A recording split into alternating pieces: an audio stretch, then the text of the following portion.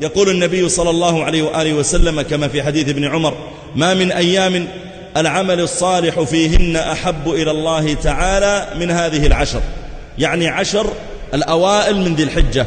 قيل يا رسول الله ولا الجهاد في سبيل الله؟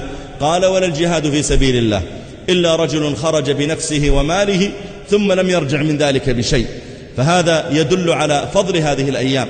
وربك يخلق ما يشاء ويختار، فضل رمضان على الشهور، وفضل ليلة القدر على الليالي، وفضل هذه الأيام 10 على بقية الأيام.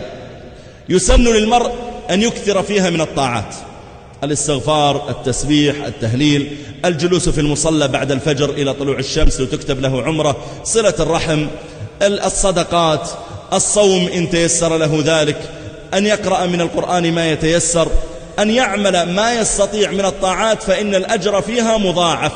ما من أيام العمل الصالح فيها أحب إلى الله. الله جل وعلا يحب العمل الصالح في هذه الأيام 10. فاجتهدوا أيها الإخوة الكرام في التعبد لله تعالى فيها بقدر ما يتيسر للإنسان. وكذلك من أحكامها أن من كان يريد أن يضحي، من عليه أضحية، فإنه لا يأخذ من شعره وأظفاره شيئا مع دخول هذه 10. الأب الذي هو مسؤول البيت هو الذي لا يأخذ من شعره وأظفاره، أما الزوجة والأبناء والبنات فليس لهم في ذلك بأس.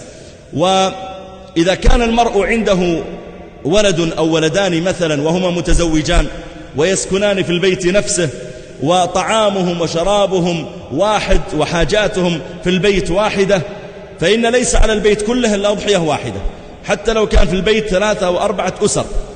أما إذا كان كل واحد مستقل، مثل البيت مثلا عبارة عن شقق، وكل شقة لها مسؤول، الزوج أو الأب هو المسؤول عن شقته، فهو الذي يشتري لها الأغراض وطبخهم لوحدهم وطعامهم لوحده، هم مستقلون تماما. فإذا كان كذلك فإن على كل بيت أضحية. والصحيح أن الأضحية سنة مؤكدة، ليست سنة عادية، بل أوجبها بعض أهل العلم أنها سنة مؤكدة. فمن كان يريد أن يضحي فلا يأخذ من شعره وأظفاره من بداية 10، منذ أن تبدأ 10 فلا يأخذ من شعره وأظفاره.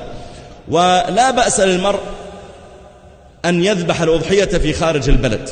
بعض الناس يقول: أنا سأرسل مالا إلى أهلي في بلدي ويشترون الأضحية فهم أحوج إلى اللحم.